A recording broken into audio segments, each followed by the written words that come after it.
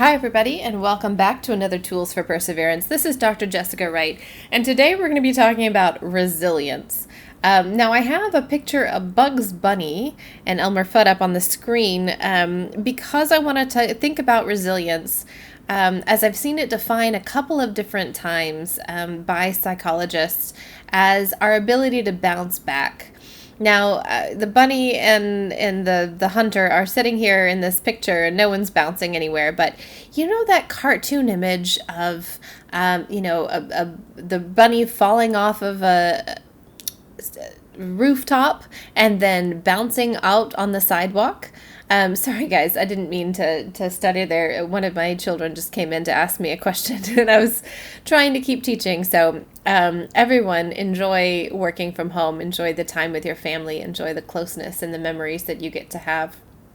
As I was saying, the idea of a bunny falling off, Bugs Bunny jumping off of a high cliff or a rooftop or something like that, and then sort of bouncing along the sidewalk until he skitters to a hop, is pretty well ingrained into any of our brains for those of us that grew up watching Saturday morning cartoons of any type. We see this a lot in cartoons where we, dispel belief and watch an animal or a cartoon of some kind get hurt and then pop back up again, right? Get knocked off their feet and then pop right back up. And that's really what we want to think of as resilience. So resilience in the psychology literature is defined as a skill, a being to bounce back from adversity. Now, we've talked about hope a lot and in our previous sessions, and resilience and hope have a lot of overlap with them. But I wanted to give you a couple of insights I found from the psychology literature on resilience and how to build it, how to bounce back up like a cartoon character. And in this time where we're going through such unique amounts of tragedy and adversity, no matter what our circumstances are, we're going through a very difficult time. And so learning to bounce back has never been more important than it is now. So one of my favorite of all of the things that I have found has come from a psychologist who described resilience in 4 steps. Now, I love when things are broken down into 4 steps, when things are simplified into here are 4 concrete actions that I can take. And so this is from Dr. Deborah Serrani, and it's the 4-factor approach to building resilience, right? So when we are knocked down, so the example that she gives in her post that she wrote about this was the simplest way to think of it is you get into an accident, right? So let's say you make a mistake while you're driving and you get into an accident. You've gotten, perhaps your arm is broken, so perhaps you've got some scrapes and bruises and your car has been damaged, okay? So there are 4 key components to resilience according to Dr. Serrani. And the first is stating the facts. So we just talked about this in rewriting conflict stories. But again, we come down to writing the story of what happened and highlighting those things that are facts, that we know what happened. Because so often when something occurs, when adversity occurs, we tell ourselves a story about that event that may or may not match the reality of what happens. And the ways that our brains remember things, if you've been to any of my science of learning classes, memory does not work like a computer memory, right? Computer memory, or if you want to think of it as a videotape recording, is not how we store memories in the human brain. In fact, the human brain has a remarkable capacity for imagination and future thinking. So it's actually a skill that we have as humans to be able to see the future and see things that don't exist yet. And that same skill, our ability to imagine new events for the future, new inventions, new innovations, new ways forward, that same skill is the same thing that gives us terrible recall when it comes to remembering what happened in an event.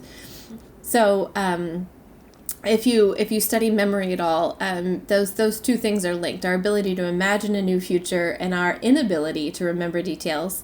In fact, there was someone who studied the after effects of 9/11, and one of the things they wanted to know was how accurately do you remember that day?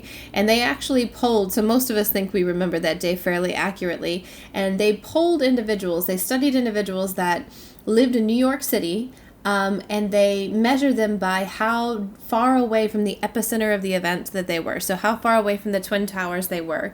And it turned out that the closer that they got to the Twin Towers, the more accurate their memory was. But even then, it was only 40% accurate. So most of the 60%, more than half of the details had been changed or altered or adjusted in some way. Our memories are not designed to record accuracy. So in the same way, when we experience an adverse event, when something negative happens to us, we get into a car accident, we get into, we make a mistake that costs us money, we do something that has a negative consequence to it, or something that's out of our control happens to us. It's really important that we state the facts. We write the story and then go back and highlight those things that we know are facts, things that you could observe objectively, and determine that those things were true. And the second step is you're going to need to assess ownership and consider blame. So the key to the difference between ownership and blame is in one of those instances, it's helpful and the other is not. So blame is essentially, there's interesting definitions in the psychology literature about the idea of blame. Blame is almost never useful because blame just lays the idea of guilt on an individual. It does not call for action, right? So it doesn't call for action or correcting of the event. Ownership is instead something that you can say, okay, this happened. This is the part that I had to play in the event that occurred, and this is how we move forward, right? Knowing that you had a part to play in an event is very different from feeling like you caused the entire event to happen, even those things that were out of your control. And so ownership is a skill of making sure that you're asserting the part that you had to play in the event versus blame. And it ties really nicely into the session we just went through on writing and rewriting our conflict stories. Taking ownership for the way that you've contributed to conflict is a very high level emotional intelligence skill, right? Placing blame is a very rudimentary way of sort of offsetting anger that you might be feeling. So blame is very easy to place. Ownership is much harder to take on. So that's the second. So the third step involves reframing and reevaluating the event in your head, right? Very similar to what we did when we write and rewrite that conflict story. You've looked at the facts. You figured out what part did you play in the event that happened, and then you get to reframe the story. So it's also sometimes known as looking for the silver lining. Things could have been worse than they were. If you're talking about the car accident, you could have been seriously injured, or maybe you could seriously have injured someone else. So reframing is really about looking for the bright side of the situation and finding something to be grateful for. So when we're thinking about things that we don't have control over, right? Things that happen in our world, this pandemic, there's so much that we do not have control over. Reframing it and helping to have gratitude is going to be like an anchor that keeps us from being tossed around by the waves of change that come crashing on us repeatedly through this pandemic, right? Gratitude is going to be our anchor towards, being able to stay on